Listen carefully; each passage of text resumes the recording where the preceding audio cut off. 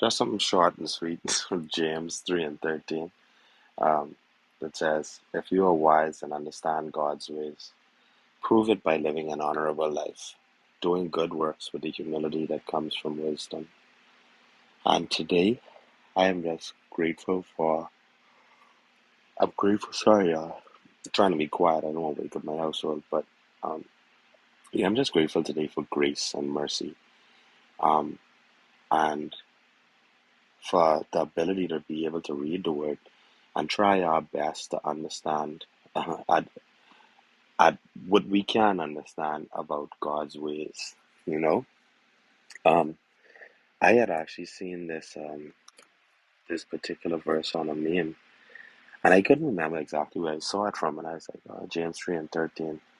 And when I went into that particular book, I was instantly reminded what it is. Um, and if you guys ever get a chance to go and read James 3, um, it's a very important part of the scripture where it reminds us of the power of the tongue.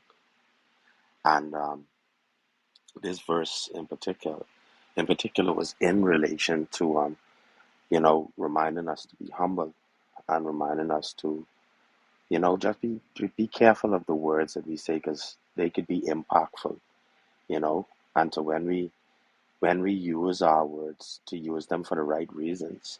Because in James 3, it's there's a few different things that he reminds us about that, and he reminds us that the tongue is the hardest thing, firstly, to control, you know, but he reminded us that the same mouth that blesses people curses people as well, you know, and how important it is for us to be mindful of that.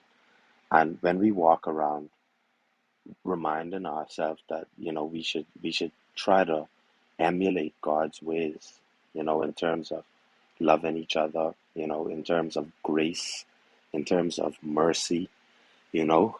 These things are extremely powerful because God has afforded us so many opportunities in our lives, like He's given us chance after chance after chance. And I have to think about that too. And after I finish reading this verse, and remind myself too that, I have to give people chances too. Like I can't just turn my back on people after the first time because within our nature is when somebody do us wrong, we're naturally inclined to just automatically say by cutting them off, once bitten, twice shy, you know. But what if God had said the same thing about you? What if when you made your mistake, but you genuinely was an honest mistake because you don't have any intentions on doing it anymore? What if he had just said that once bitten, twice shy? So I had to be reminded of that and be reminded of, after I'm hurt, the things that I say after I'm hurt. Because once you give a word to the atmosphere, you can never take it back. And even worse, once it falls upon somebody here, is, you could go ahead and hit somebody and that wound will heal. And some of the words you say to people, it'll never heal. Things that were said to me as a child, I still remember, and as a man in my 40s. So, if anyone ever gets the opportunity to, go ahead and read that book of James, that particular chapter in the book of James, I should say.